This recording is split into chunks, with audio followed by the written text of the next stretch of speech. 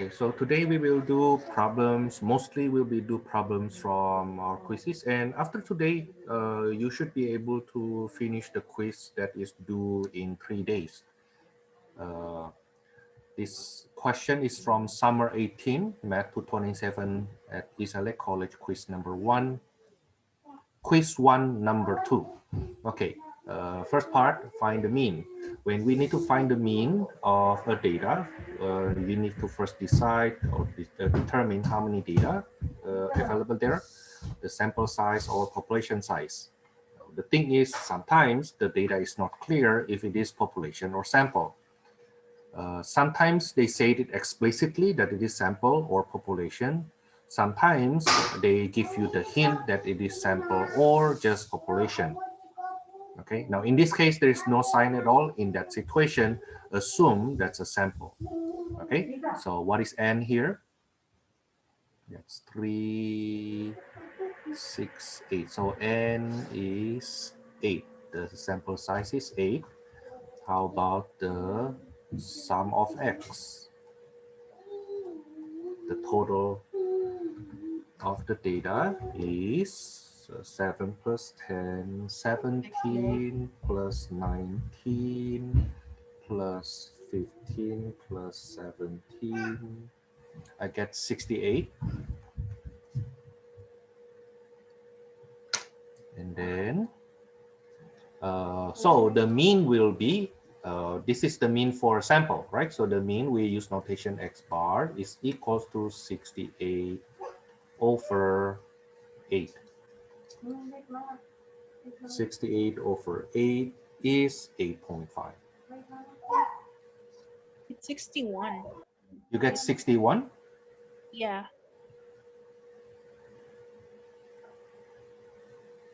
I get 68. Do you really add the last 7 or the first 7? We have this 7 here and also that 7. I think that's the one you're missing. I messed up one, sorry. I get it now. Okay. Now, make sure that you use proper notation though, okay, because this is a sample data. Then the sample mean will use x bar. Okay. Now, then for the median, before we work on the median, make sure it is sorted first. Let me put them in order. Sort. The smallest one is 6, and then 7, and then 7, and then 8, and then 9, and then 10, and then 10, and then 11. Let me count. There should be 8 of them, right? 1, 2, 3, 4, 5, 6, 7, 8. Okay, so these are the 8. Then what is the median? The median is data number, there are 8 plus 1 divided by, oh, hold on, my baby's here. Yeah, 8 plus 1 divided by 2, that will give us the position. Okay, the 4.5 data. So it is between data number 4 and data number 5. Okay, what is data number 4? Data number 4, after we put them in order, is 8, right? And then data number 5, after we put them in order, is 9. So the median is 8 plus 9 divided by 2. Now, I hope I make it absolutely clear that if the median is between two numbers, like in this case, if the median is between two numbers, then you have to write this first before you compute it. Okay, you have to write this first before you compute it if the median is between two numbers. Okay, now then how about the mode? The mode, the most frequent data, I think we have two modes here, huh? 7 and 10. So the modes are 7 and 10. Now this is what we call bimodal case. Okay, any questions so far?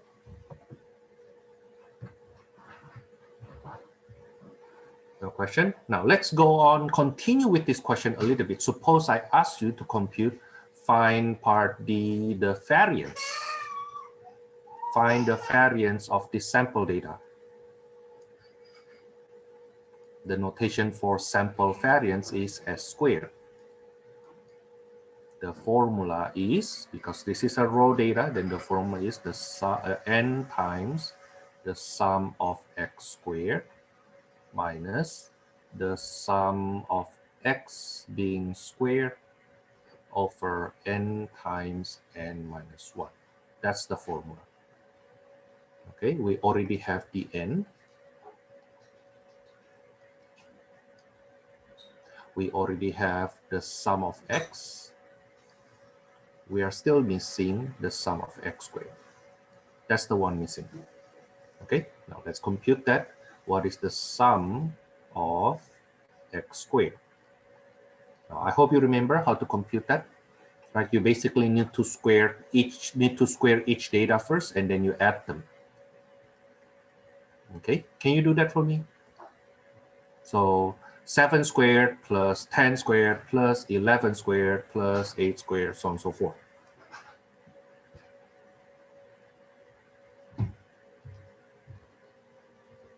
You do it, I do that too.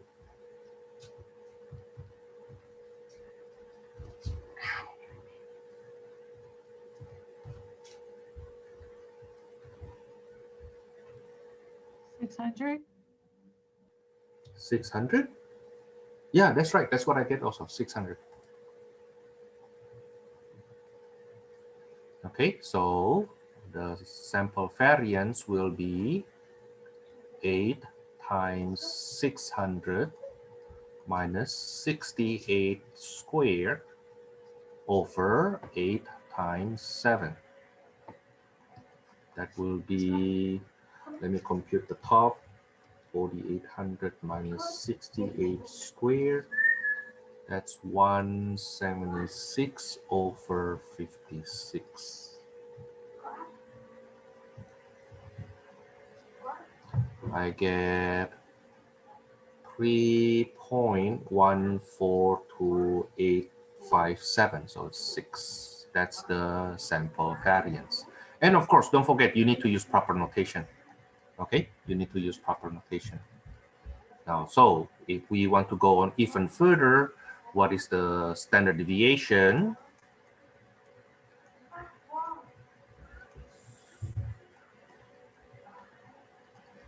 What is the standard deviation for this sample?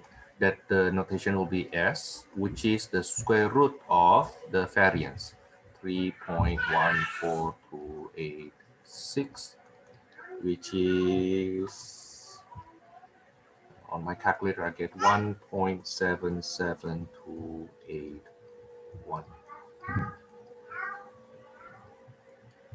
Okay. That's question number 2 from the summer 18 Math 227 at East LA College, quiz 1.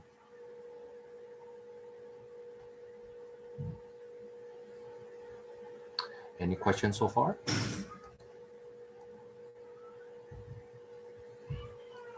No question?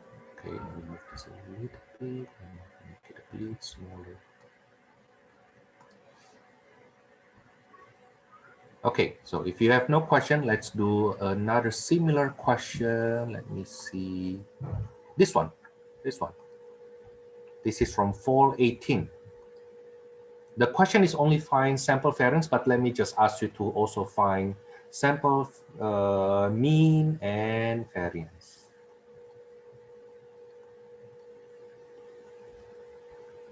Find sample mean and variance. Let me give you 5 minutes. Okay, so 5 minutes from now is 4:19. Let me make it 4:20. Okay, try to work on that. Now, for us to compute the sample mean and sample variance, just like computing population mean, population variance, we need to know the size. But in this case, the sample size, how many is here? 2, 3, 4, 5, 6, 7, 8, 9, 10. There are 10 of them. And then the sum of x, when we add all of them, when we add all the data, the sum is 650. And then when I add all the squares, so basically I do 59 squared plus 62 squared and on. right? Up to 62 squared, up to 75 squared. The total I get is 42,572. That's what I get. Can you confirm that?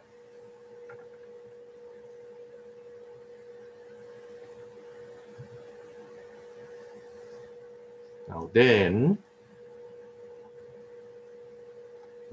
once you have that, you will start the computation. What is sample mean? Sample mean is x bar. That is the sum of the data, 610, 650 over 10, that's 65. While the variance is the sample size times the sum of the data square minus the sum of the data being squared over 10 times 9.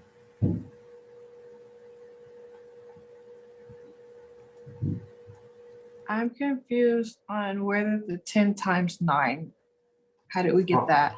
From the formula. So if you look back to the discussion we have last week, okay, the formula, computation formula for sample variance is this.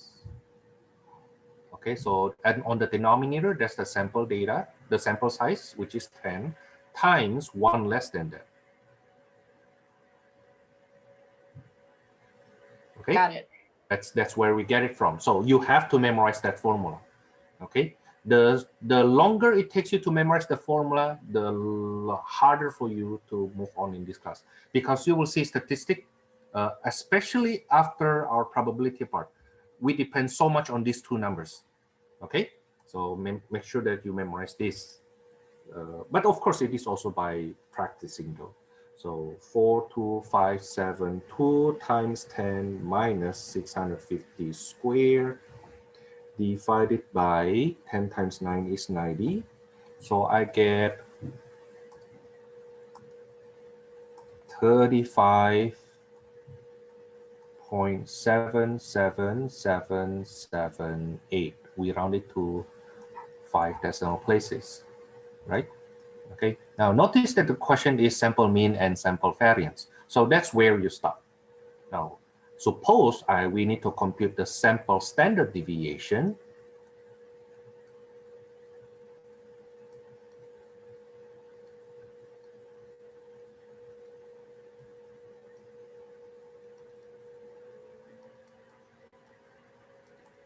The S, that will be the square root of that number, square root of 35.77778, which will give me, let me see, 5.98145. That's if we need to compute the sample standard deviation.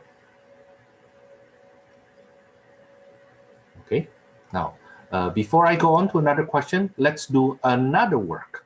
Suppose that's a population.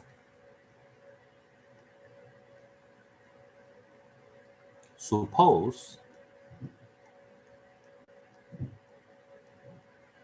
this data set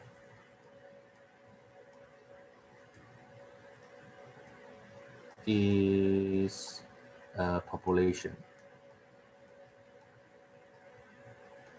Then what will the population mean be? What's the notation for population mean? Then we, instead of using lowercase n, we will use capital N, right? But the sum of the data will be the same, still 650. And the sum for the squared of the data, it's still 42,572. Then population mean, that's denoted by mu, is 650 over 10, that's 65. And population variance, that's sigma squared, will be the same numerator with the one in the sample, but the denominator will be n squared. Now we'll compute that later on, but let me remind you where we get it from. We get it from last week. If we have population, then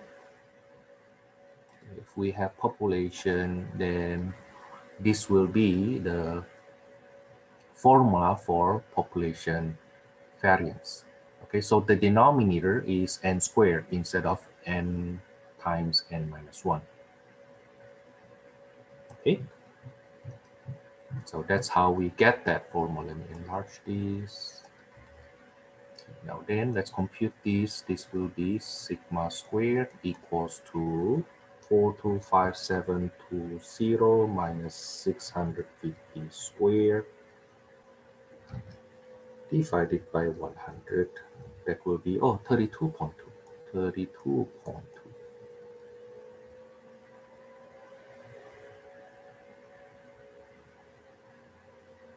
Do I miss anything? Yeah.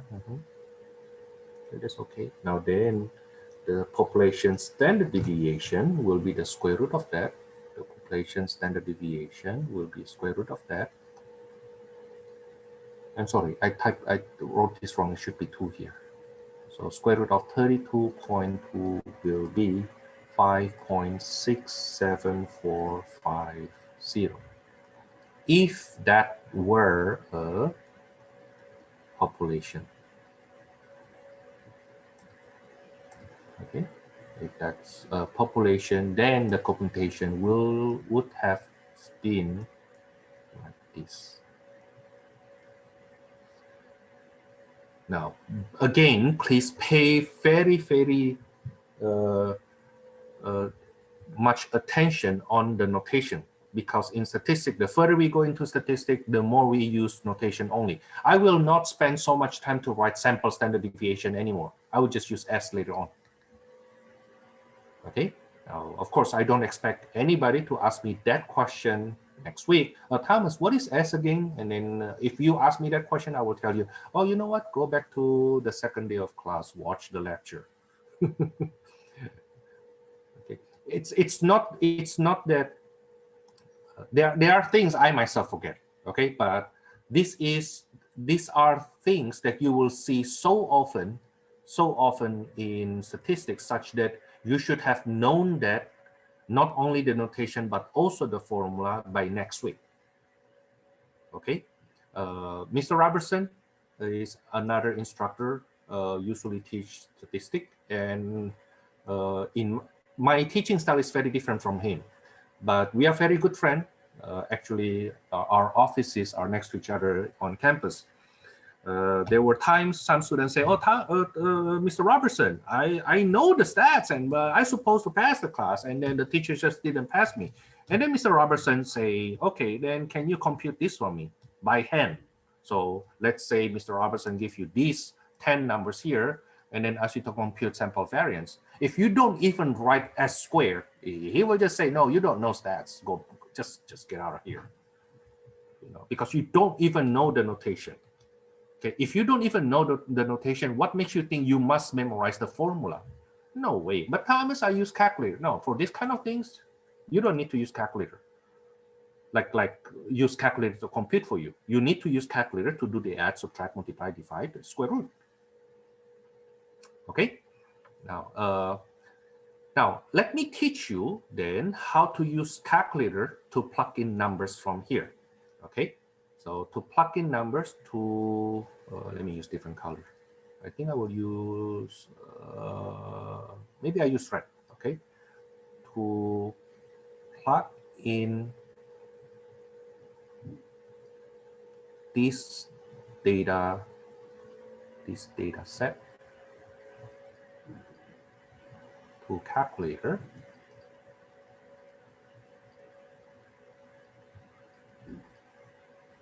Then you will go to, on your TI-83 or 84, you will go to stat.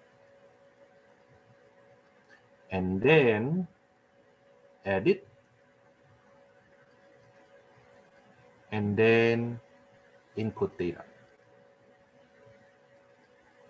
I will show you very soon. Okay, I will show you very soon. If you have your TI-84, of course, you can follow me. Otherwise, then you see what I do here.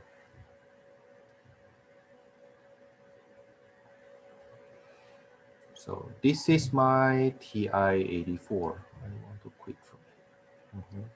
This is my TI-84. Okay, now how do I input data? I go to stat. I go to stats is here. Okay, and then the first one, edit.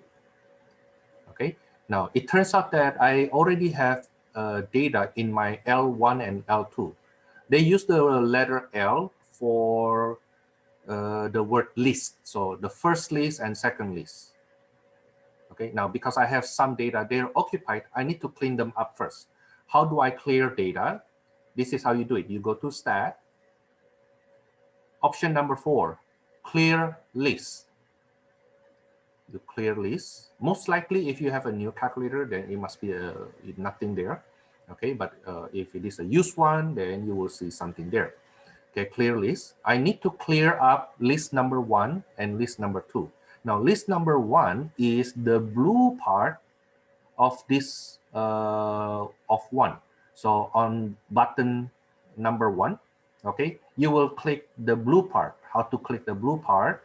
You go second 1.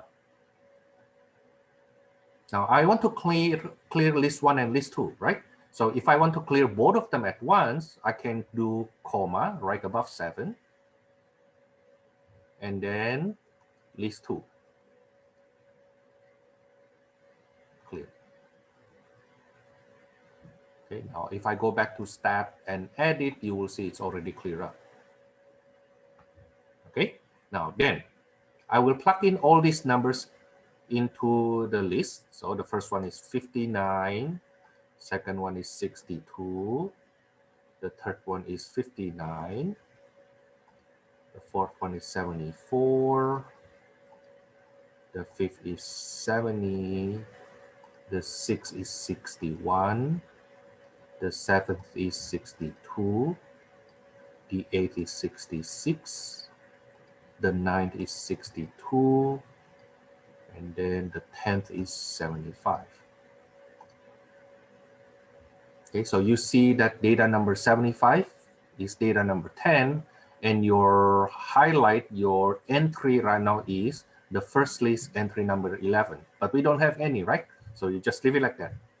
Now, then how do we get these numbers? Like the n, the sum of x, the sum of x squared, sample variance. No, actually, they don't have sample variance. They have sample standard deviation.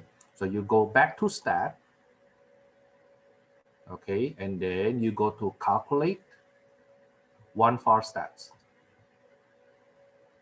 Now then here they will ask you, give me the list, and you say list number 1, L1. Okay, remember how to get L1? To get L1 is the blue part here. On your calculator, it could be yellow. On the actual calculator, could be yellow. Okay, but on the online calculator, it's blue. So I go second, L1. That's the raw data I plug in, and then calculate. Okay, now let me screenshot this.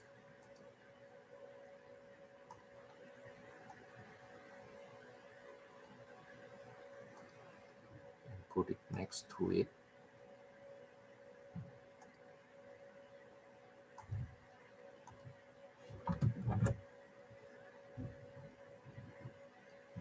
Okay, so you see that the sum of x, 650, right?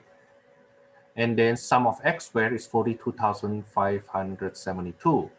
The sample standard deviation is 5.98145. You see, that's what we have here.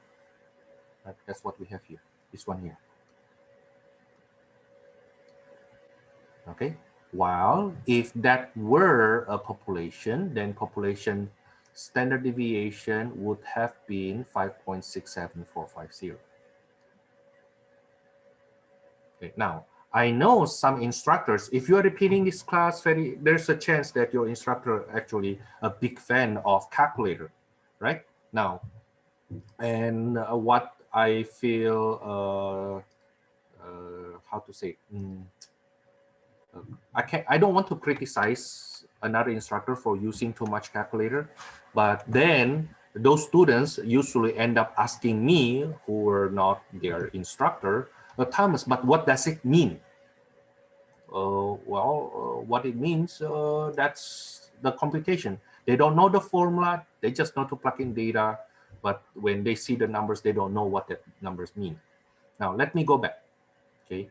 This is the screenshot we have earlier. If you scroll down further, it will give you what is the maximum, okay? Minimum, maximum, the median, the first quartile, the third quartile, which you will see in lesson 4.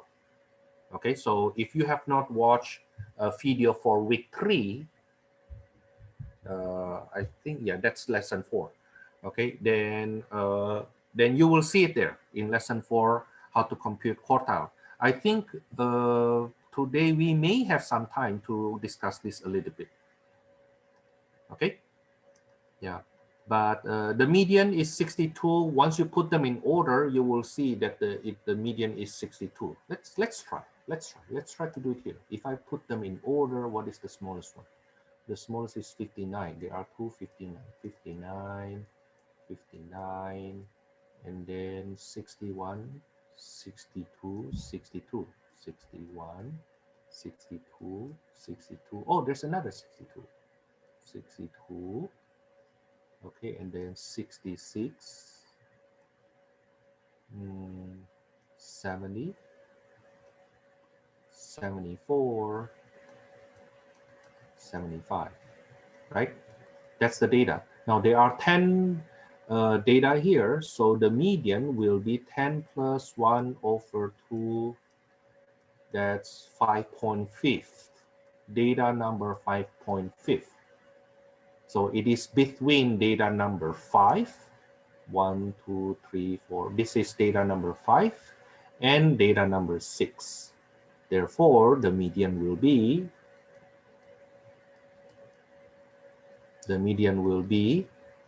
62 plus 62 over 2, which is still 62. Now, the thing is, your calculator will just show you this 62. With me, I want you to show me this also, because the 62 you get for me is actually between two numbers. Okay? Well, anyway, that's if we want to compute the median.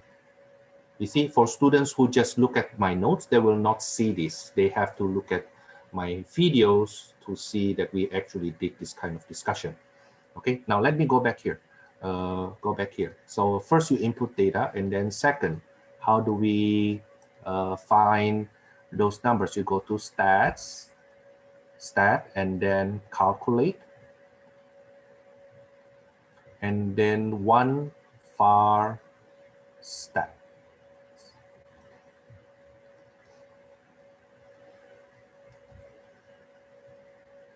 One var stats. Okay, so this is where you will refer to if you later on have your calculator and how to use that.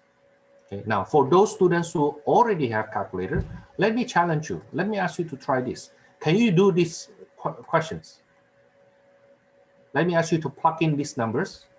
You can plug that into L2. For those who has calculator, plug this number in. Okay, and then get that screen. Get that screen. So get that your calculator.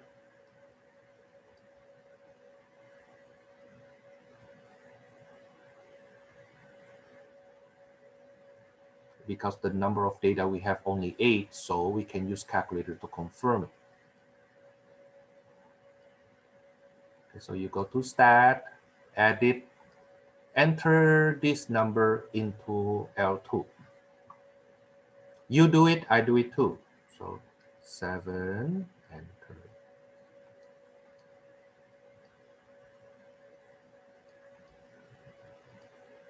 Anybody doing this also together with me?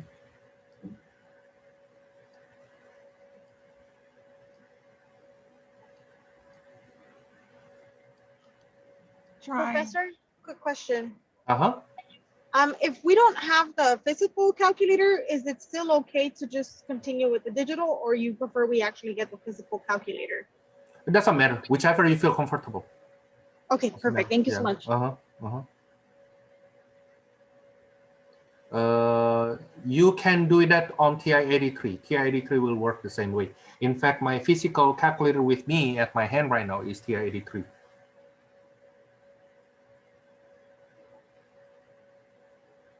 So plug in all the data. Once you are done plugging in all the data, okay, where should I go to get the sum of x and sum of x squared? And the sample mean, the x bar. And then the s, where do I get those?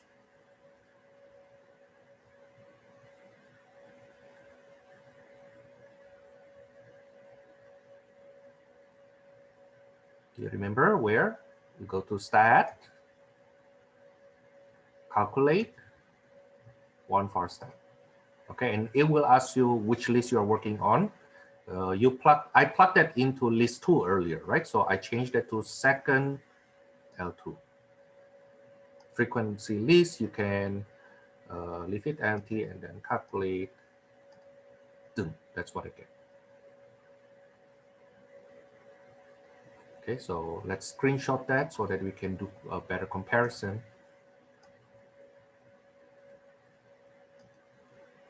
We'll put it here.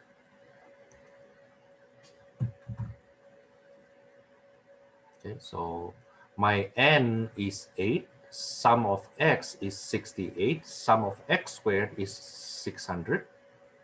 Okay, now unfortunately, they don't give us the sample variance, it gives us sample standard deviation right away. So 1.77281, 1.77281, do you see that?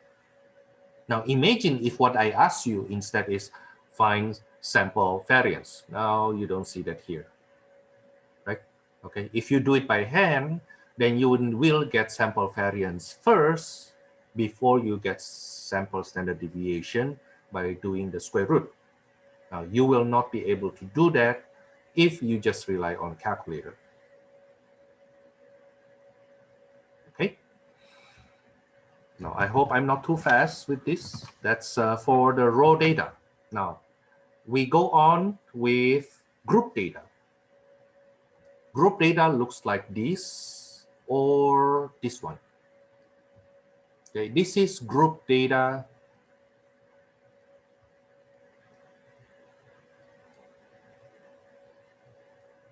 single point.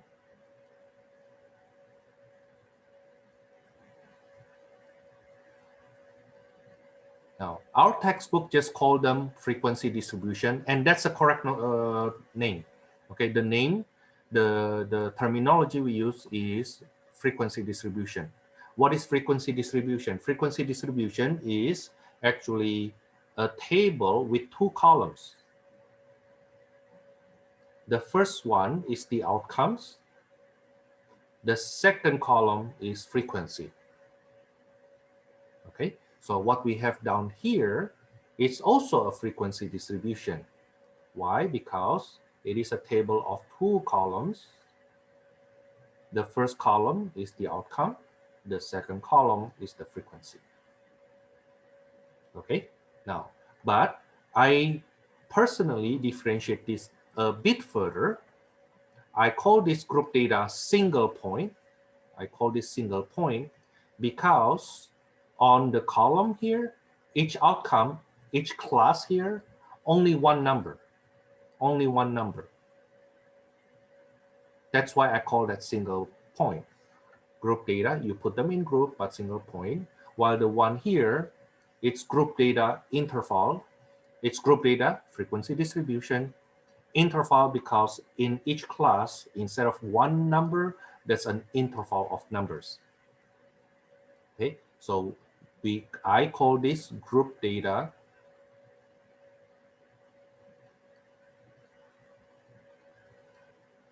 interval. The way we treat them will be actually quite similar, but not exactly the same. Let's go back to this group data single point first. If you don't mind, please copy this group data. Okay, please copy this frequency distribution. What does that frequency distribution mean? It means the following. The output 7 happens twice. The output 8 happens 6 times. The output 9 happens 5 times. Output 10 happens 3 times. So let's see. Okay, let's see what it means. In other words, if I put them, I write it down out instead of in frequency distribution, but I just list them, list those output, it will be 7 twice, 8 6 times,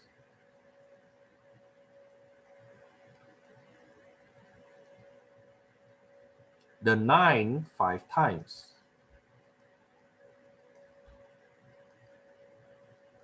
and 10 3 times. That's what it means.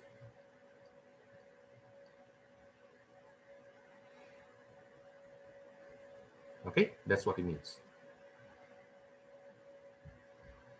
Now, if that's what it means, can you tell what's the mode? What is the most frequent data?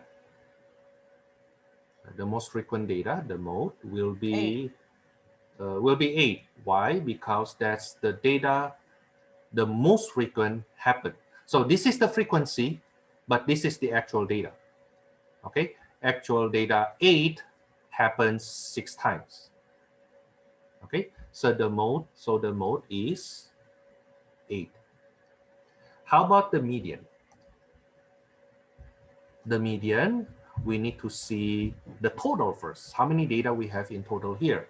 Now, every time you have frequency distribution, you always give the total underneath. Okay, when I add this, I get what? I get 16. Okay, so the median will be data number what? Data number 16 plus 1 over 2. That's 8.5. Data number 8.5. So I need to find out what is data number 8 and what is data number 9. Okay, imagine if you put them in order, right? 7, 7, 8, 8, 8, 8, 8, 8, right? And then 9, 5 times. I need your imagination because you cannot go back and just list them like this all the time. Imagine if I have 60 data, then you will have very hard time.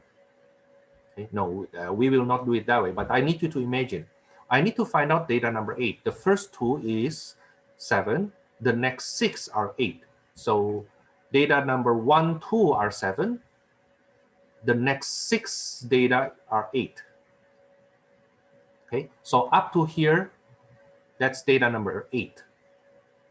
Data number 8 is 8. Is it okay? Data number 8 is 8. See, the first 2 are 7.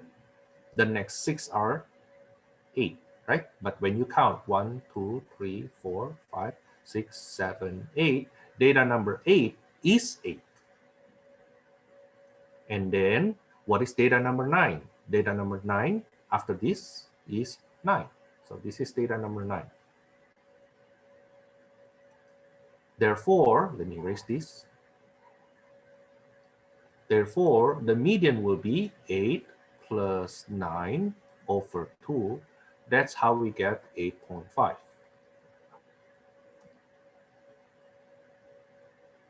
No, median is not bimodal. Bimodal, if you have 2 modes. It's not for median. Bimodal is the terminology we use if you have 2 modes. The median always only 1. The median is unique. Okay, we always have only 1 median. Okay, so the median is not 8 and 9. No, that's not true. The median is not 8 and 9. The median is between 8 and 9. That's why it has to be written this way, because it is between two numbers. Now, I understand that the numbers I use there may be confusing. Let me change the numbers a little bit. Instead of 7, 8, 9, 10, let me make it 17, 18, 19, 20. Okay, so if that were the question, then the mode will be 18, right? That's the most frequent data. The total frequency, the population size or sample size here still 16. So the median will be data number 8.5. Now, data number 8 is data number 8, 2 plus 6, that's 8. So data number 8 is 18. Data number 9 is 19. So the median will be 18.5. Okay. Question, Professor. Uh-huh. So if the median is going to be, like you said, 8.5 place, and if it lies between two different variables, like you said, 8 and 9, it's Uh-huh. going to be 8.5, correct? Yeah, but show the computation. It will be 8 plus 9 over 2. Mm-hmm. Then you compute it. Okay. And what if the variables are the same? So let's say like, You still show the same work. okay, so like if it was between an 8 and an 8. You still show 8 plus 8 divided by 2. Okay. Yeah, because it's between two numbers. And notice your question is actually something we have done earlier. I Yeah. think here, not this one, but I think is this one. Yeah, just to confirm, right? Mhm. Underneath, no, not this one. I guess, yeah, not this one. Oh, yeah, the one I erased already here. Remember, Mhm. I did the median, right? And the median Right. turns out to be between two 62s. The Right. median is between 62 and 62. So I have to show that 62 plus 62 over 2, which is 62. Right. Like that. Okay? Thank you. Mm-hmm. Mm-hmm. Yeah, if the median is between two numbers, then you have to do to show that way. Okay? Now, how about to find the mean? We will find the mean by extending the table above. We're supposed to add all the data, right? Let me write that down again. 7 plus 7 plus 8 plus 8 plus 8 plus 8. So many times. Now, instead of adding them one by one, what we will do, we will multiply. Okay? So the first extension, f times x, you multiply the entry from the data times the frequency. So you multiply this, you get 14. 8 times 6 is 48. 9 times 5 is 45. 10 times 3 is 30.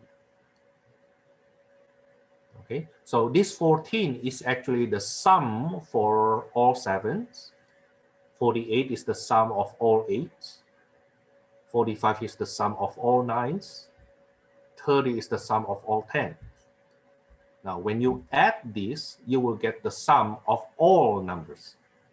Okay, 17, 1 here, 10, 137.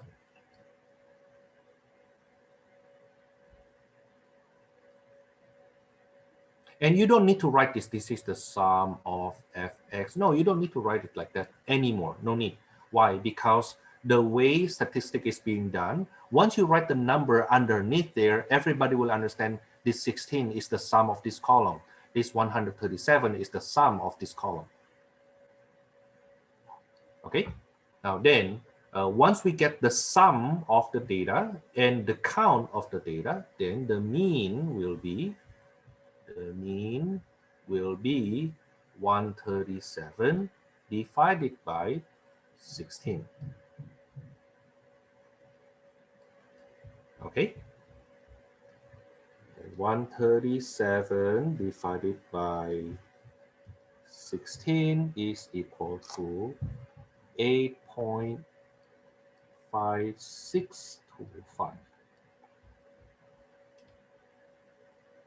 Okay, now we don't know if this is population or sample, okay, and there's no such indication if this is population or sample, okay. So then we assume that it is sample. X bar equals to 8.5625. Okay, if that's a sample.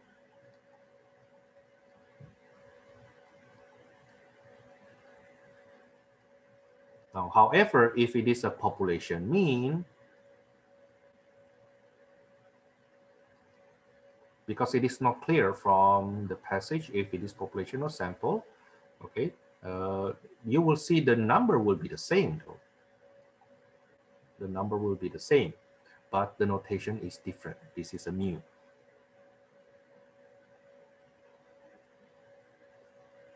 Okay, we learned this before. Now we basically apply that to a frequency distribution. Okay, now let me ask you to replicate what I did just now to the next question from, am I recording this?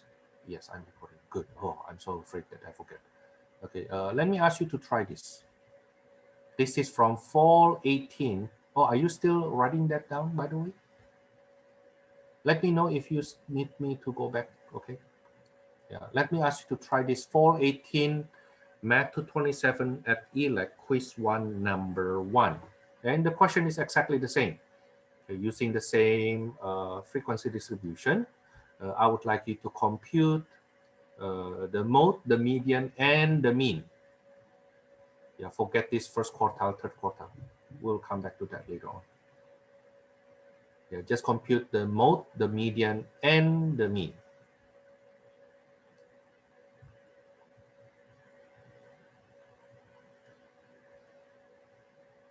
Can you just tell me right away what's the mode?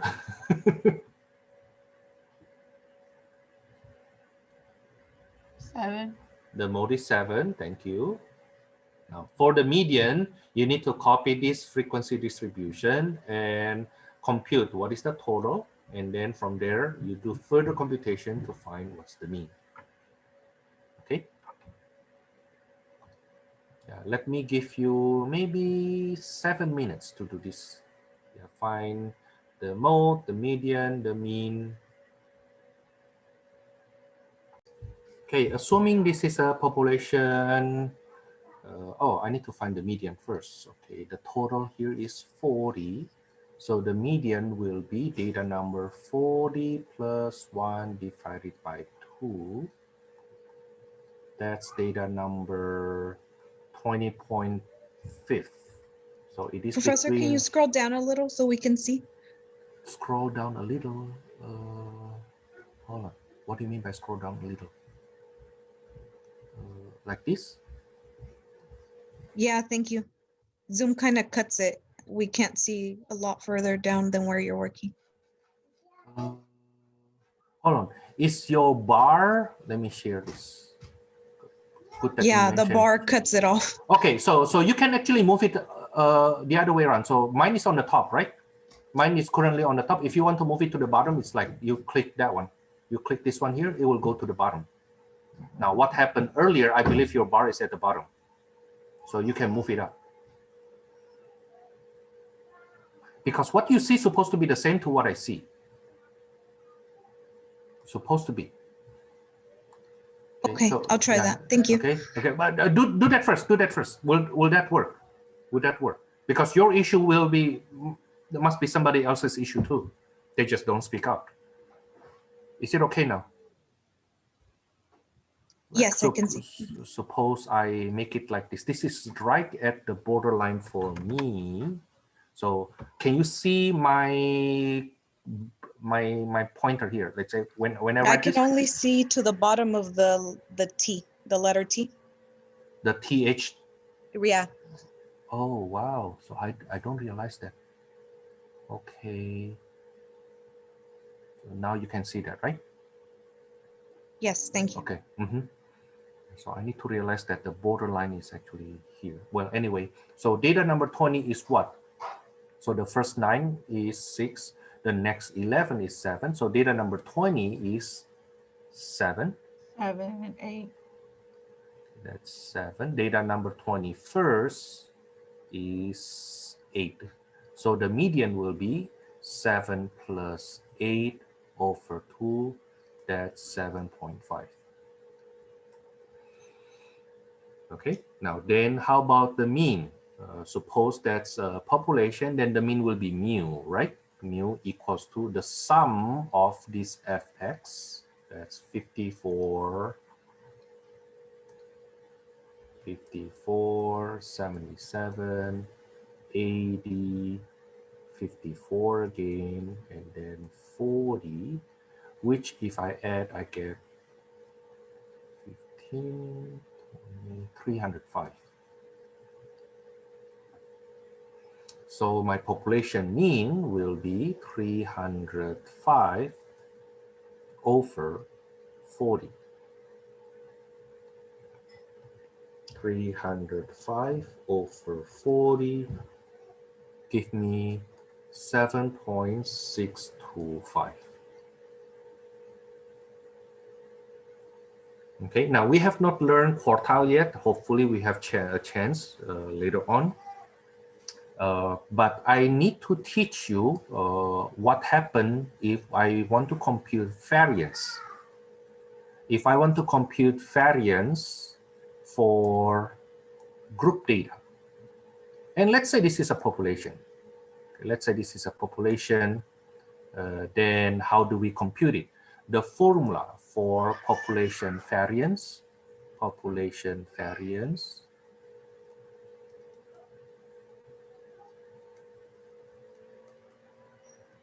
originally, the one you have seen, sigma squared equals to n times the sum of x squared minus the square of the sum of x over n squared. That's the formula for population variance for raw data. Now, what happens if we have population variance for frequency distribution? Now, the trick is basically inserting frequency right in front of the summation notation. Okay, so basically you will see what you need are the n, which we already have, that's 40.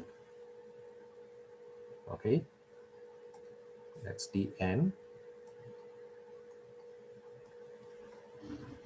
We need the sum of fx, right? The sum of fx is this one here. Fx being added, that's the sum of fx. That's 305.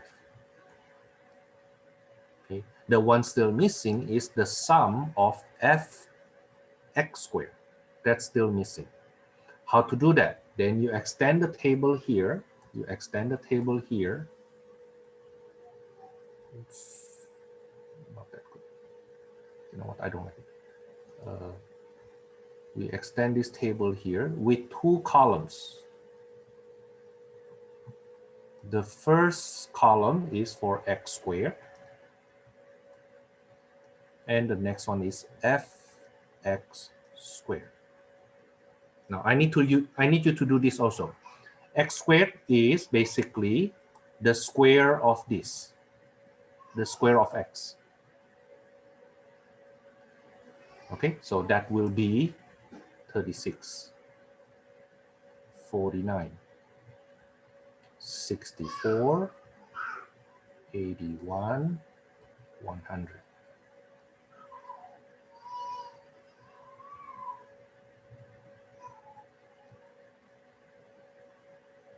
Okay, so you square the x, that's x squared. Now then, whatever x squared you have, multiply by the frequency. So the entry that you have here is 9 times 36. 9 times 36 give you that entry. Okay, frequency times x squared.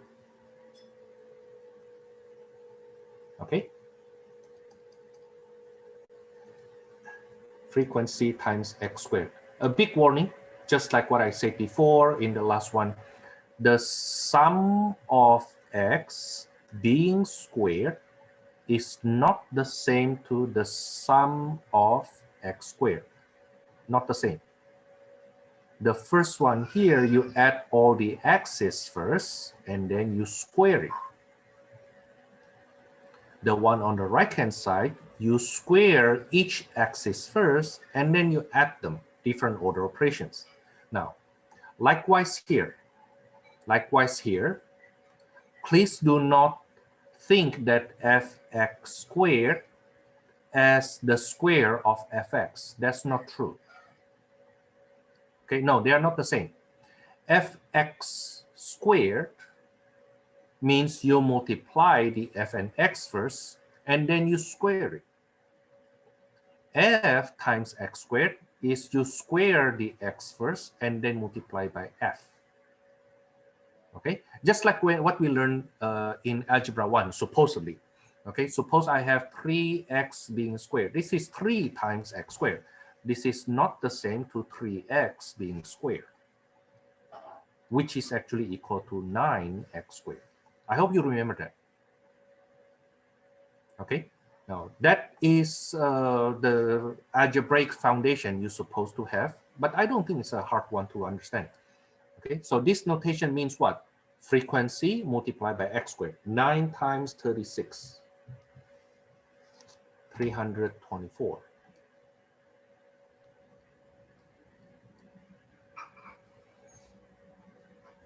Okay, now what I want you to do is please compute this. What are these numbers here? And then once you compute those, you add them. Okay, you do that, I do that too. Now, this is not a part that you can just look at me doing this and then you get it. No, no, no, no, no, you cannot. You won't be able to learn it by just seeing it. Math is something you have to do it by your hand. Okay, and it is actually coming from the saying that people never say read your math. It's always do your math. Okay, you learn math by doing it. Okay, so please do that though. You do it, I do that too. Until you yourself go through the procedure on your own a couple of times, you will never know this, and you should not assume so. I have seen smart people fail this class simply because they think they are so smart, but they don't do anything.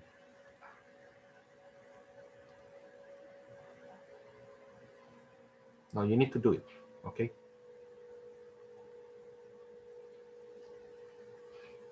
One of my life principle, which you don't need to agree with. One of my life principle is you are not smart until you contribute something to your society. Okay, however smart you are useless until you do something for your society, for your family. Okay. On the other hand, you don't need to be smart enough, but I still respect you so much because you actually contribute to society. Look at those people who actually we look up to. Do we look up to them because they are smart? No, we look up to them because they contribute to humanity. Okay, so do something. Okay, you can be smart and only you remember that, but nobody in history will remember you as someone smart because we don't remember someone for being smart.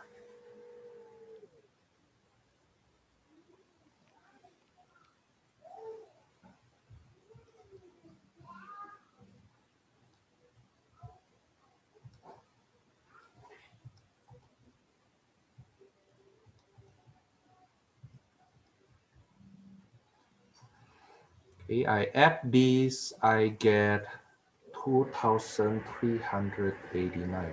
Now that is my sum of fx squared. Okay, that's 2, 3, 8, 9. Remember, I always color with these three colors, the first, second, third number. Okay, and variance is always the first times the third minus the second number squared. Okay, the first times the third minus the second number squared.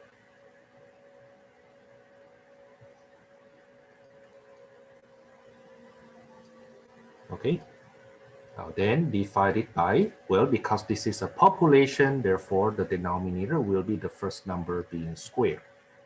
If this were a sample, it would have been 40 times 39. Okay, if that's a sample, but because this is population, that's what it looks like. And variance will be 4,000 times 2389 minus 305 squared divided by 40 squared.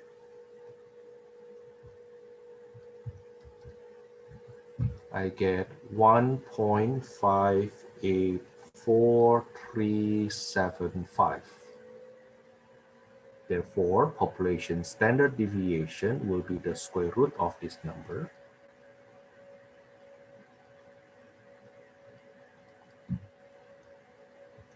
Which is 1.25872.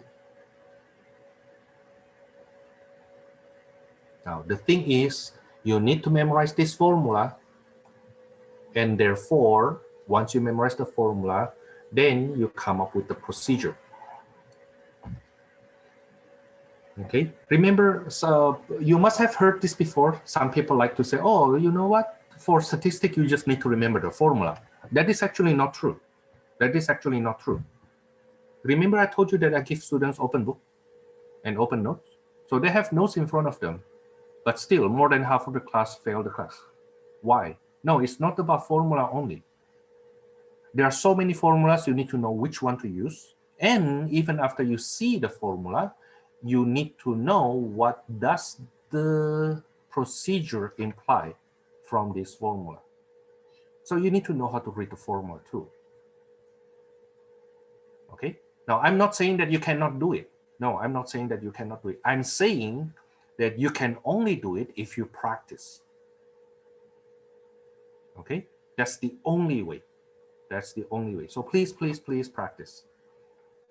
Okay, please practice. Now let's go back to the question we have done earlier. So I go back to the question we have done earlier. Remember this question? Can you continue from here and compute the variance? Okay, compute the variance. Suppose I asked you to compute population variance. Suppose this is a population. Find the population variance. Okay, which means you need to extend the table. To extend the table with x squared and then fx squared.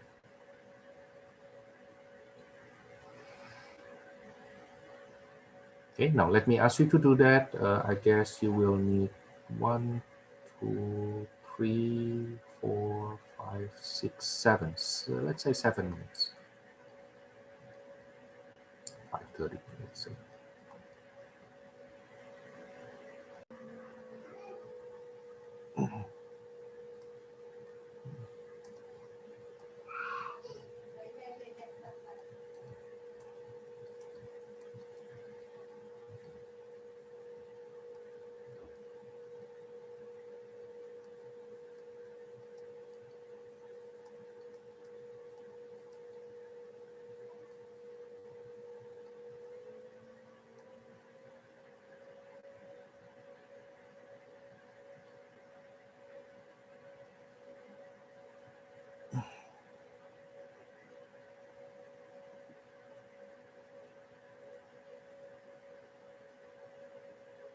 Okay, I don't think I make miscomputation. So population variance will be 16 times 1187 minus 137 squared over 16 squared.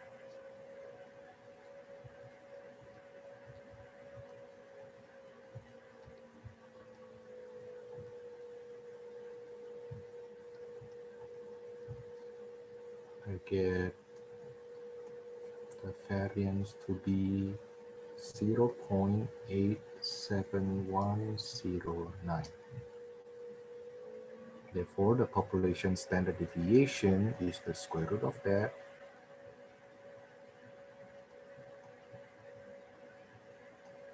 which will be 0.93332. Okay, now that's if that's a population. So the population variance will be that. What happens if we have sample variance instead?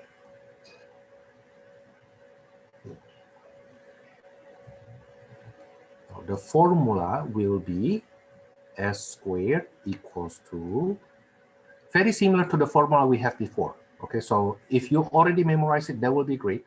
The formula for sample variance from raw data looks like this.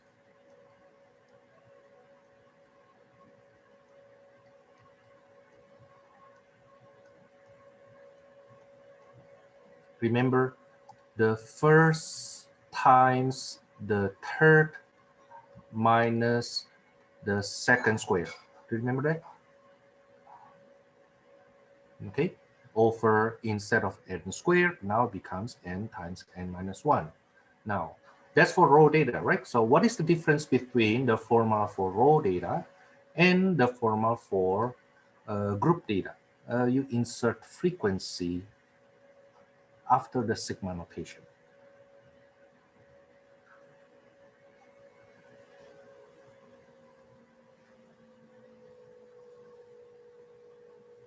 Okay, which that's the same numbers we have there. Can I repeat that? You memorize the formula for sample variance in the raw data. That's what it looks like here. This is what it looks like. Okay. Now then, if you want to change that formula into raw data, into frequency distribution, group data formula, insert frequency after the summation sign. So you see this n here, the n here is the first number. Okay, the sum of fx squared is the third number. That's the sum of fx squared. Okay, and then the sum of fx is the second number being squared. Okay, that's the formula. So the formula actually is quite similar. The formula is quite similar. There, you will end up with, like, you need to memorize the procedure, of course, and the notation too.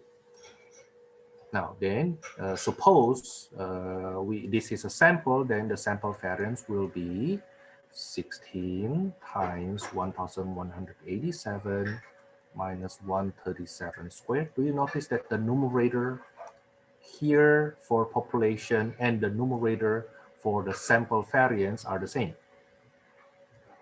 The difference is only on the denominator.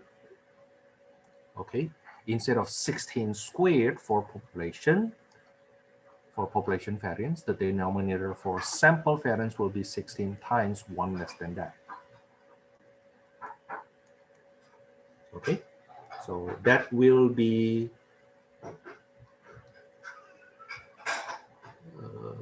divided by 40. So that will be 0.929166. That's the sample variance. Therefore, the sample standard deviation is the square root of that.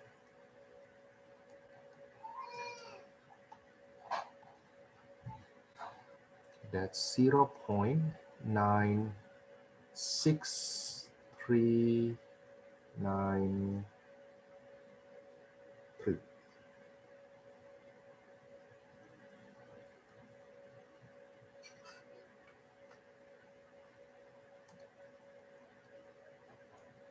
Now, I hope you already have some good feeling about how to proceed this.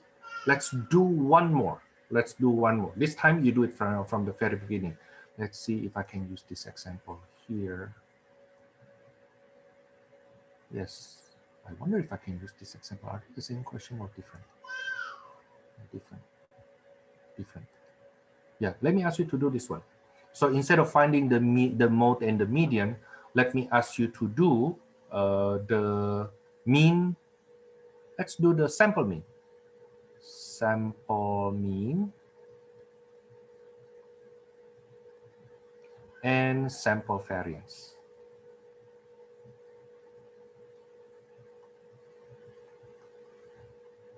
Okay, I will give you 10 minutes to do this together with your 10 minutes break. We come back at 6 o'clock. Yeah, together with your break, we come back at 6 o'clock. Okay, so either you do this first and then you take your break, or you take your break first and then come back doing this. Okay. Okay, this is the table supposed to be, but you fill up the entries to find the sample mean and sample variance. The first number, the second number will be here, the third number will be here. Okay, please do it. Okay, let's do it. This is 32, 17 times 6, 102, 18 times 5 is 90, 19 times 2 is 38, 20 times 1 is 20. So when I add this, this is 12, 113, 18, that's 282. Okay, so the sample mean is x bar equals to the second number over the first number. Okay, so x bar is 282 over 16.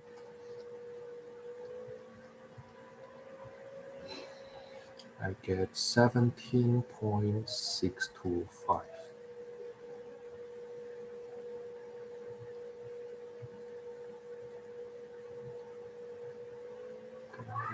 Okay. Now, how about sample variance? Then I need to continue with this. 16 squared is 256. 17 squared is 289. You know what? Some students told me I better do it this way. 16 times 256 is, I'm sorry, 256 times the frequency. That's 512. I have a message coming in. Let's see. 1630. Hold on. Give me a second. So 289 times frequency 6 is 1734. 18 squared is 324, as I remember. Yeah, 324 multiplied by 5 is 1620.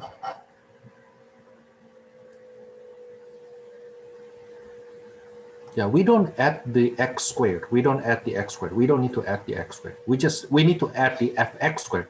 Instead, this, you should not add this part. Okay, don't add that part. Okay, should not add that part.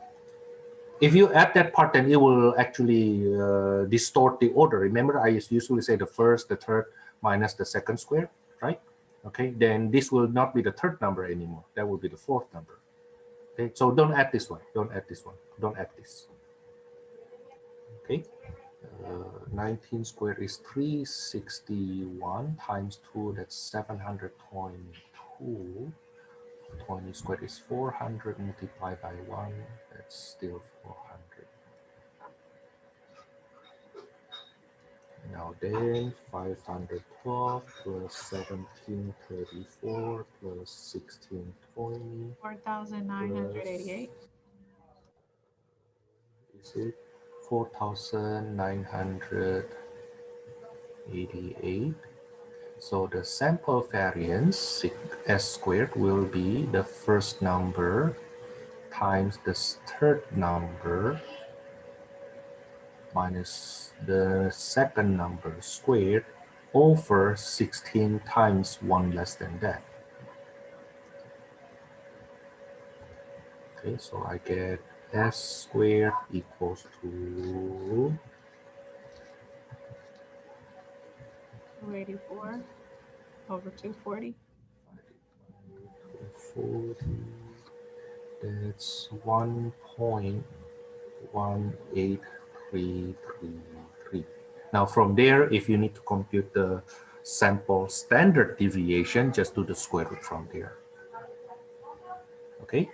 Now, underneath here, we have find the mean by extending the table above. The mean, regardless that's population or standard deviation, that's 280. I'm sorry, population or sample. It will give us the same number which we computed earlier, 17.625.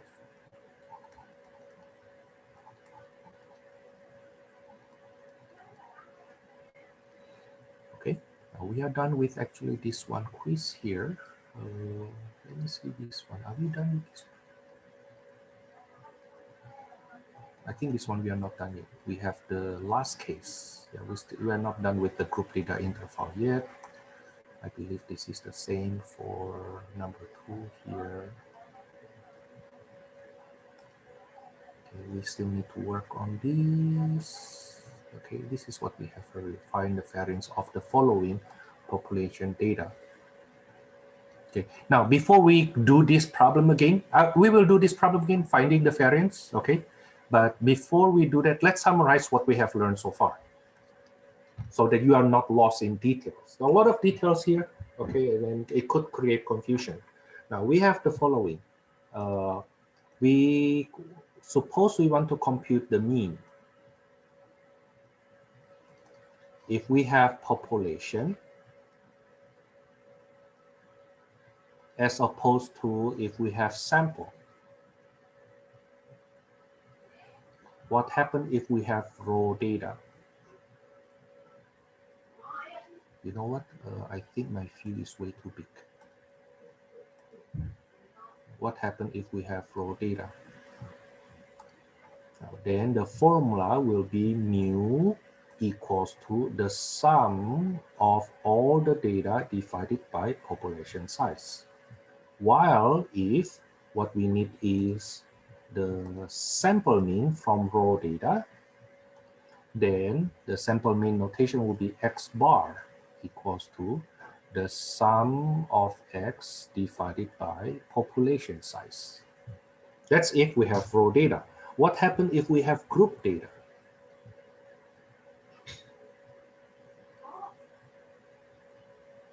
Group data, single point.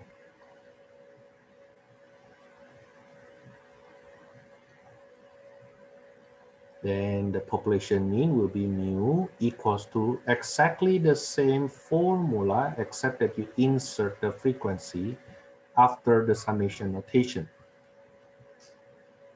Insert the frequency after summation notation.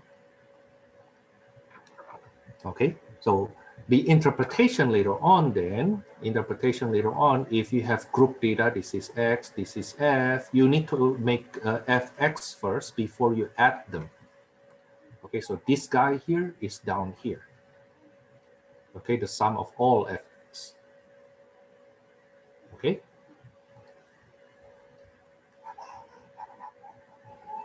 Now, let me give some space there before we go on with, and let's go on with the variance, the case for variance computation formula.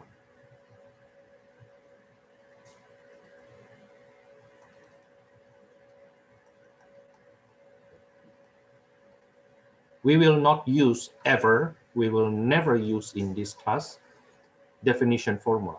Computation formula for population and for sample. If we have raw data,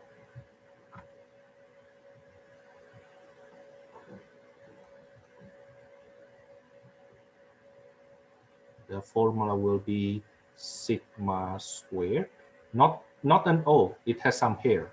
Sigma squared equals to population size times the sum of x squared minus the square of the sum of the data over n squared. For sample, that's s squared. Sample variance is denoted by s squared. Okay, on the numerator, capital N becomes lowercase n. The sum of x squared stay the same, minus the square of the sum of x. The difference will be on the denominator. Instead of capital N squared, it's now n times n minus 1. That's computation formulas for population variance and sample variance for raw data. Now, what happens if we have group data?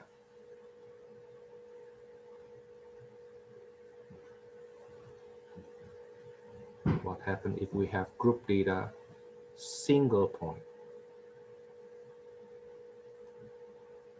I will save this later on and post it on our discussion board. So if you don't copy that down, don't worry. Okay.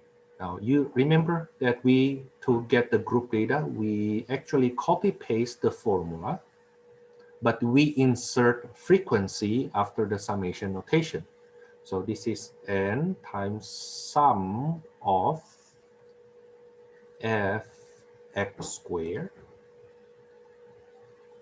minus the sum of f x being squared over n squared.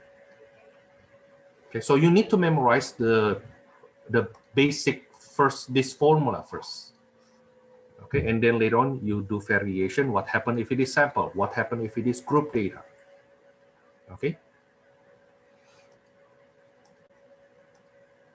Now for sample variance, you develop that from here. Okay, insert frequency after the summation notation. So s squared equals to n times the sum of f x squared minus the square for the sum of fx over n times n minus 1. Now we have applied both of these formulas. We have applied both of these formulas. Okay, we have applied both of these formulas. Let me give you 10 minutes. I think 7 minutes should be okay. I think 7 minutes should be okay. Let me ask you to do this one. This time you do it from the beginning to the end. Okay, I give you how many minutes? 1, 2, 3, 4, 5, 6, 7. Let's say 8 minutes from now until 6:16. Okay, please do that. So first thing, we need to get the total. I think the total here is 30 plus 30, 62. And this part is fx, x squared, fx squared. Now then multiply, I think this is 56. This is 80, 42, so 102. This is 105.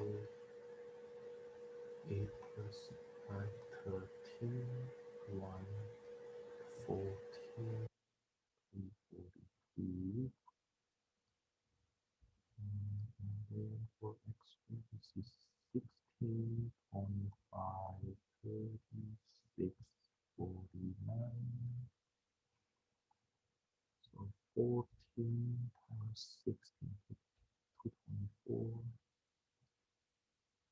25 times 16, that's 400. 17 times 36, 612. 15 times 49, 735. So that is 11, 1, 6, 7, 19. Okay, so somebody get the same answer with mine. So the variance for population, that will be sigma squared, right? Sigma squared equals to the first number times the last number minus the middle square over, because this is population, that will be population size square.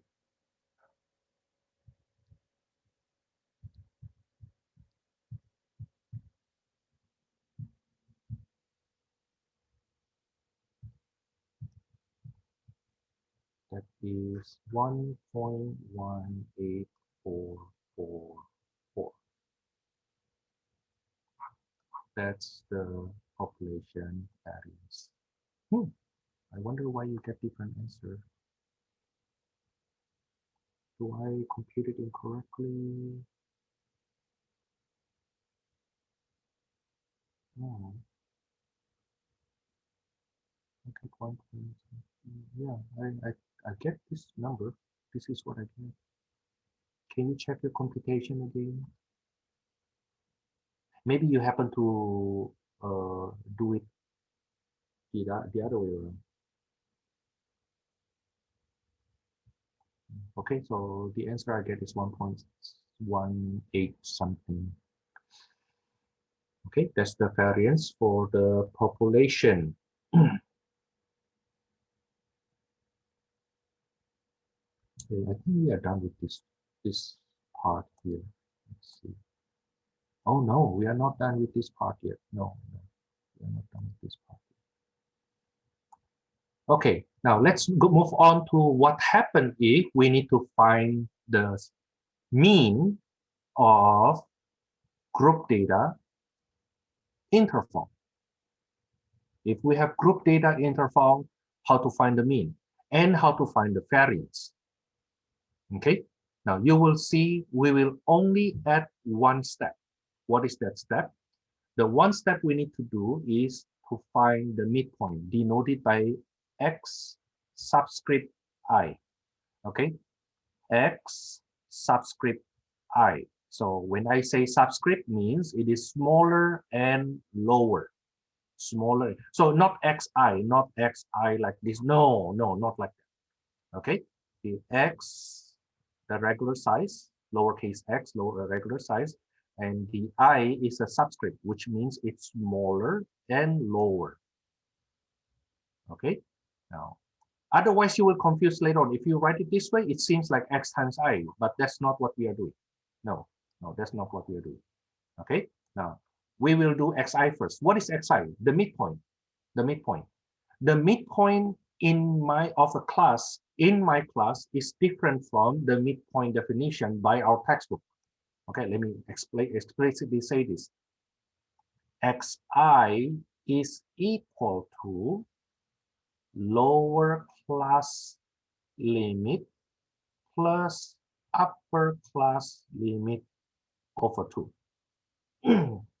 What is lower class limit, upper class limit, Thomas? This one here. In this interval, this is the lower class limit. And this is the upper class limit. It's different definition from our textbook. Okay, but I know the one I use is the correct one. Our textbook use a wrong definition. That's not correct. That's not correct. The way our textbook does it is so wrong. It's not correct. Okay, the correct one is the following. Okay, the midpoint is the average of the lower class limit, whatever the number you see in that interval there, The smaller number plus the larger number divided by 2. 2 plus 6 divided by 2. That's 4. Okay, so for the second class, what is the midpoint? The midpoint is 7 plus 11 over 2. That's 9. Okay, do not note the midpoint definition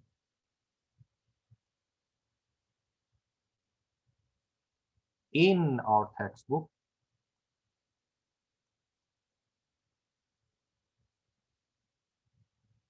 is incorrect. But the mistake actually starts from the way he sets up his frequency distribution. I will point out on Monday. I will point out what mistake he made, and therefore what's the consequence with his mistake. So basically, because he made mistake with the way he defined his frequency distribution, such that the way he defined his midpoint has to be the way he does it in our textbook. Okay, but the way we do our frequency distribution, okay, the way we do our frequency distribution, this is the lower class limit, this is the upper class limit. Okay, our midpoint is the average of those two. Okay, the way our textbook does the midpoint, is the midpoint for this class here, the midpoint is 2 plus 7 divided by 2. That's what our textbook's doing. But no, that's not right. That's not the right way to do it. Okay, it's supposed to be the lower class limit plus upper class limit, 2 plus 6 divided by 2. 7 plus 11 divided by 2. Okay, this will be 12 plus 16 divided by 2. That will be 14. And this will be 19.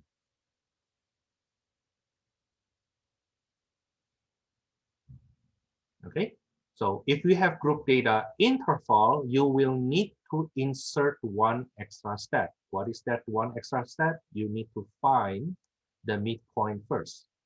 The rest will be basically applying the formulas we have to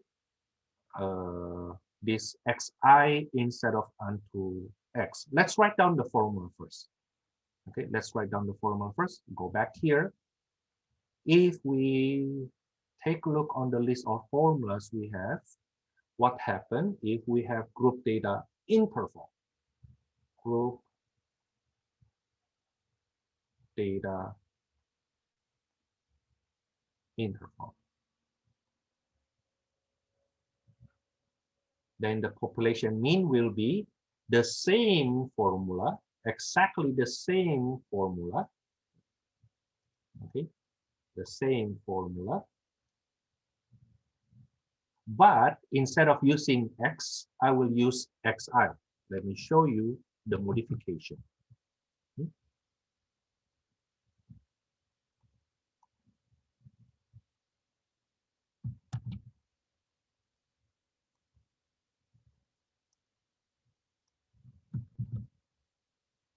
So the formula now will be exactly the same, except now I insert xi instead. Okay, the formula for sample mean, if we have group data interval, the same formula, except that instead of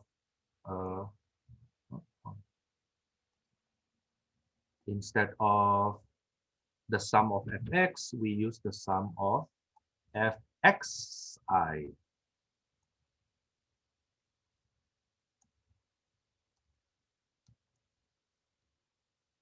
Okay, so the column we need on the top here, let me enlarge this again. The column I need on the top here will be fxi, basically multiplying the frequency by the midpoint. Now, the formula is supposed to be f times x. right? But the thing is, the x here is an interval. It's an interval. So we cannot really multiply a number with an interval. We should multiply a number with a number, right? So what number will that be? We choose a number to represent this interval, and that number is the midpoint. Okay, in the past we multiply f times x right away, right? The one we have on the top, we multiply f times x. But the thing is, in number 2, this is not just a number, it's an interval, right? Now, then how do we multiply that then? We need to find the midpoint of that interval first. We find the midpoint of that interval first, and then multiply by the frequency. Okay? So find the midpoint. We already have the midpoint, which is 4. Now multiply that by the frequency, that will be 8 here. This will be 27. This will be 70. This will be 38. How do you get those numbers? Multiply the frequency by the midpoint. Okay, 3 times 9 is 27. 5 times 14 is 70. 2 times 19 is 38.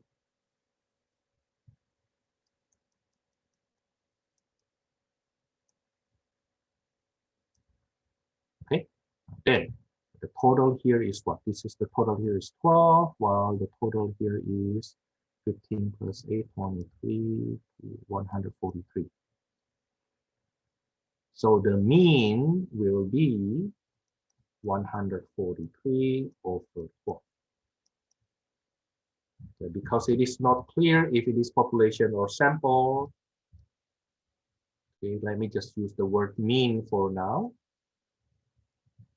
But if we know that's a sample, for example, then the notation we use will be x bar.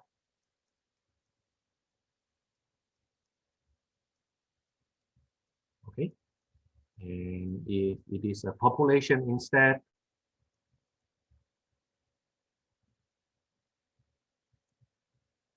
then it will be 6. I'm sorry, it should be mean, but the number will be the same, 143 over 12, which is 11.91667. Okay, that's to compute the population mean or the sample mean of group data interval. You get the midpoint first. You will see that even when we compute the variance later on, we basically just go on with that xi instead of with the x. Earlier, if we have single point, we just use this. Multiply with the frequency, and then you square it, multiply the square with the frequency, right? Now, what happens if we have interval? Then you will apply the same idea. Instead of on x, you imply the same idea on the x squared. Okay, imply the same idea on the x squared. Okay, so suppose I want to compute the variance of population here. Let's say I want to compute the population variance. Let's say this is a population. Okay, so how do I extend this to compute the variance? Well, you do xi squared and fxi squared. That's what you do. Okay, this will be your first number, this will be your second number, and this will be your third number, but everything else will be the same.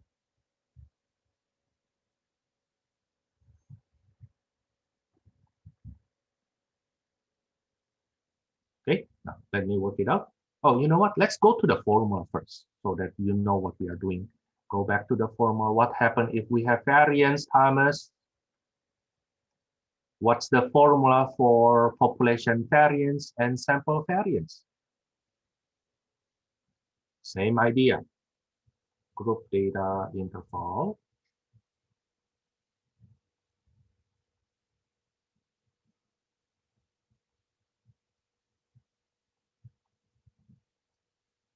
the formula will be the same. So you see, to show you that they are the same, I copy paste. I copy paste and see how the modification is being done.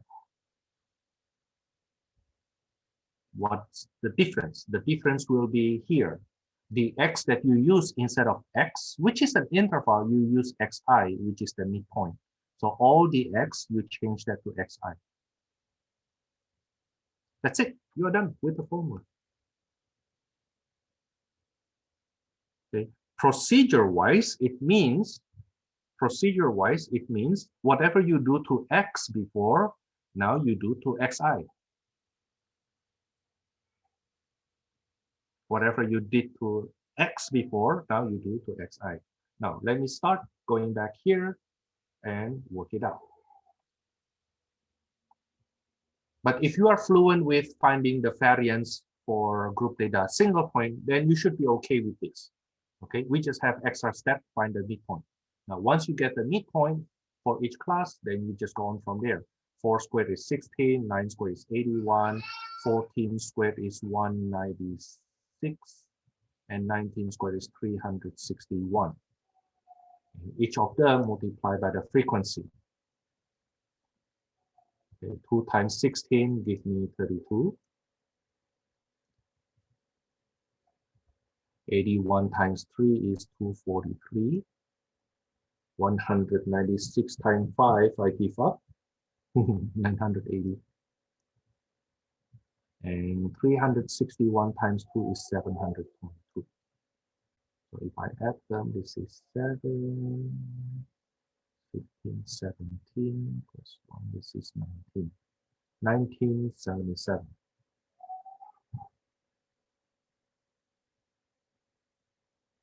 Okay, now suppose then I want to compute what is the population variance. Suppose that's a population. Suppose it's a population.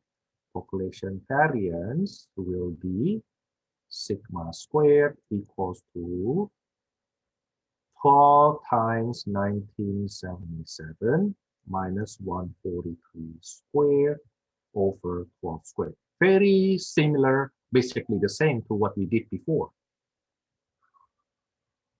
Okay, the same to what we did before. The first number times the last number minus the second number squared, divided by, because this is population, divided by population squared, population size squared. So I get 12 times 1977 minus 143 squared divided by 144.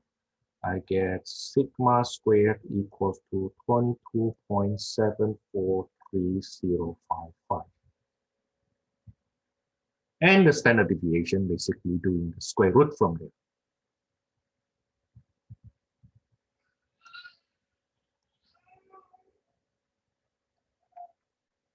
Okay, again, we just insert the xi, the midpoint. I realized that what we did here happens to be, this question happens to be the same to the one from fall 2018. Yeah, it's the same to fall 2018, exactly the same. So I will not do this, okay? I will not do this. Let's just go on to summer 18. We have this course. Oh, this one is done. Okay, let's do this one. I don't think this one is this one. Okay, can you work on this? Yeah, we are told that this is population and we need to find the variance. Okay, so population variance is sigma squared equals to n times the sum of its group data. It must have frequency, and because it's interval, then I need to do the midpoint.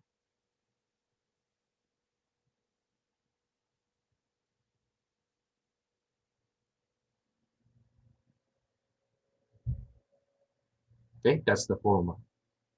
So I need to find the population size.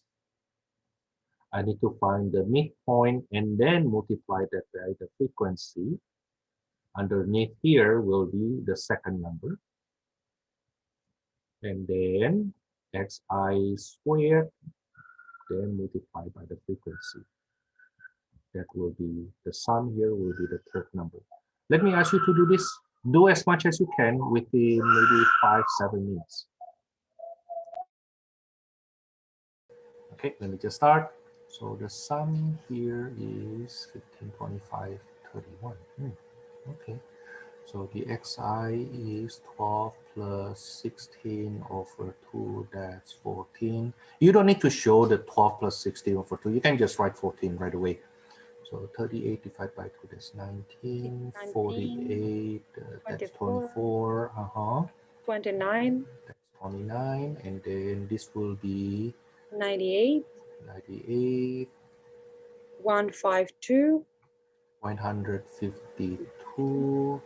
240. 174. 174. The total is 664. 664. Thank you. This is 196, 361, 576. I don't know. That's 841. 841. Uh-huh. Okay, and then multiply then by the. Tell me, please. 372. Okay. Then 2888. And then 5761. And then Hold on. 57, 61. 60. 61. No, multiply by 10, right? My bad. Yeah, I happen to see that. Okay. Okay. Multiply by 10, should you just add one more 10, right? No, you're right. Okay. Now, And if then you actually, I want to say this though. If you make that mistake, of course, it will change your answer Yeah. dramatically, right? But when I do the grading, I actually grade from your work. Okay. So let's say you make mistake here, you write 1, of course your sum will be different, okay, but I will penalize you only 1 point at most just for that one, as long as you carry your mistake correctly. Okay. As long as you carry your mistake correctly. So I focus on the procedure actually. Okay. 1, 3, 7, 2. So I get 15,066. Yes. Correct. Okay. Now then, the population variance therefore will be 31 times 15,066 minus 664 squared over 31 squared. Now, I have to say this though. Every time you compute variance, either population variance or sample variance, it is always positive or zero. Okay, always positive or zero. This is very important. Note. In other words, if your variance is negative, something must be wrong. Okay, if your variance, regardless is population or sample, if it is negative, something must be wrong. In fact, the variance will always only be zero if all the data are the same. So for example, if the data are 15, 15, 15, 15, 15, right? Okay, the average will be 15, but the variance will be zero. Why? Because there's no variation. Okay, there's no variation in the data. It's all the same number. So the variance, therefore, will be zero. Okay, but once you have any variation, then the variance will be positive. Okay, let me continue with this computation. I get sigma squared is equal to 27.21124. Okay, that's the variance.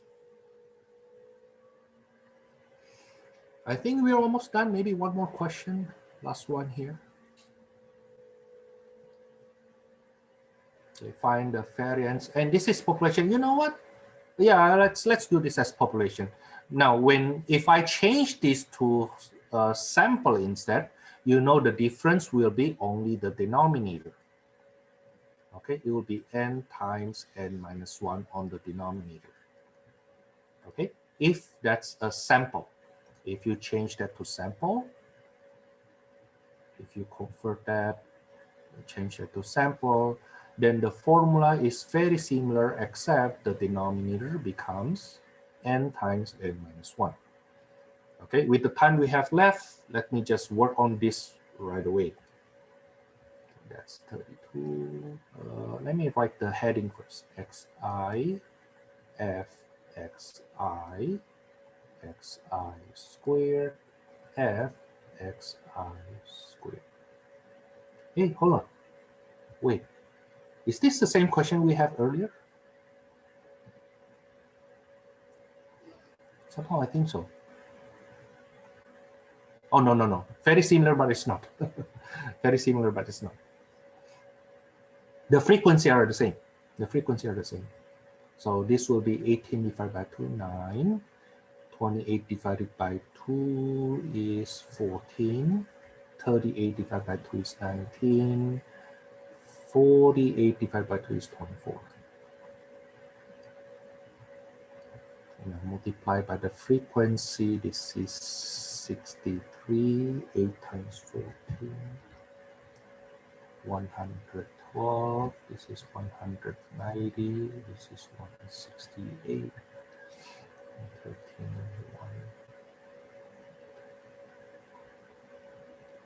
533. This is 81, 196, 361, 300.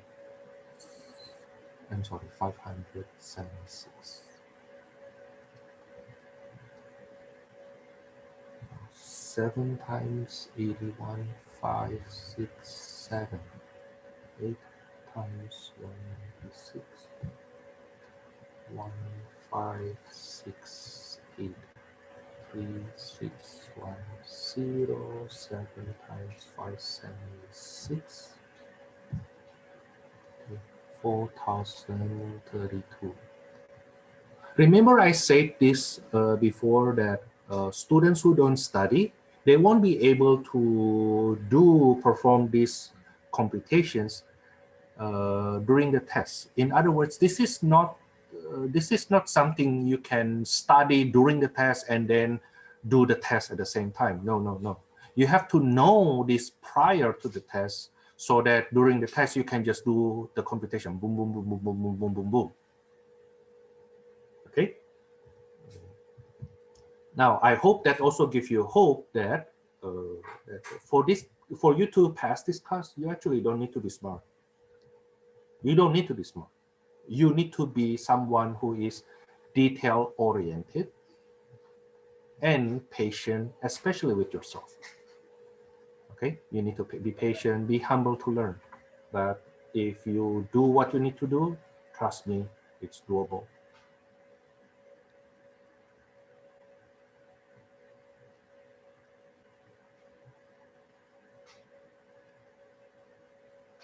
I'm recording this, right? Okay. You know, because of what I do teaching math, then suddenly people say, oh, you must be really smart. You know, and I get tired with answering that, no, I'm not smart. You really, if you ask me, right, I don't consider myself smart. People may think that way, no, but no, I'm not smart. Okay? I am someone who really apply myself, because I come from a family who is very poor. My family is really, really poor back in Indonesia. So 20 years ago, Indonesia is a poor country, okay? And I came from poor family in poor country. The only way I can actually come to like improve my life and therefore my family life is by studying hard. So now I get to this position. Is it because I'm smart? No, no, it's because I study hard. I study hard. I lose a lot of weight. I was really skinny. Okay, now I gain some weight because of pandemic. Who doesn't know? Well, anyway, that's the answer for population variance. Now, out of curiosity, what will happen if we have sample instead? If that's a sample, then what is the sample variance? On the top, it will be the same number.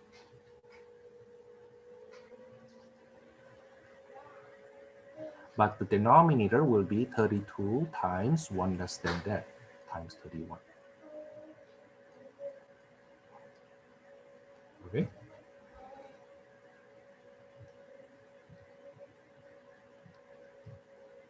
And when you compute that, you will get, I get 29.00706 if I round to 5 decimal places.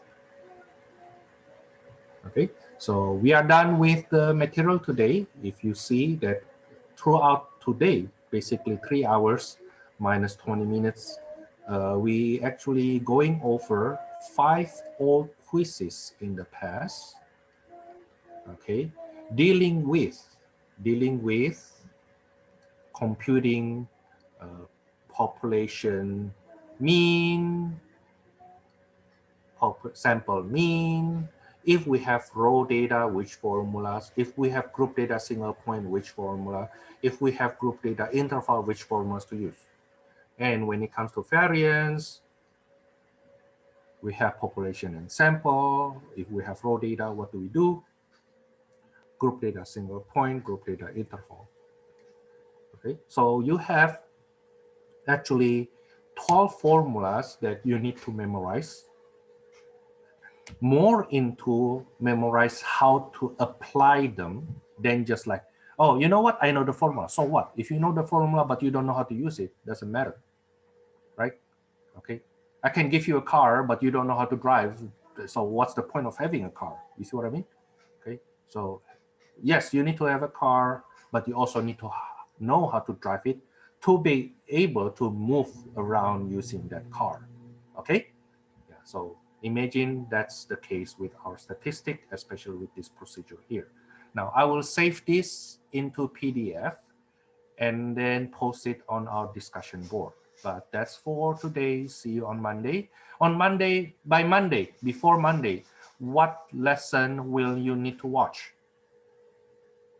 Week number what? Let's go back just to make sure you know what you need to do by Monday. Go to announcement. Okay. Announcement 3. Next week is week number 3, right? Meeting number 4. So you need to watch already up to lesson number 4. Okay. There are some material there. I think they are not heavy like the one we do today. Today's material is actually quite heavy. So if you feel overwhelmed, you're so normal. It proves that you are human. Okay. Even if you're smart, it's the material today is heavy. Now, lesson 4, on the other hand, should be on the easy side, at least easier than what we learned today. You have a weekend to watch that. Okay, so between today and Monday, watch lesson 4. If possible, go ahead watching lesson 5. Okay, that's for today then. See you on Monday.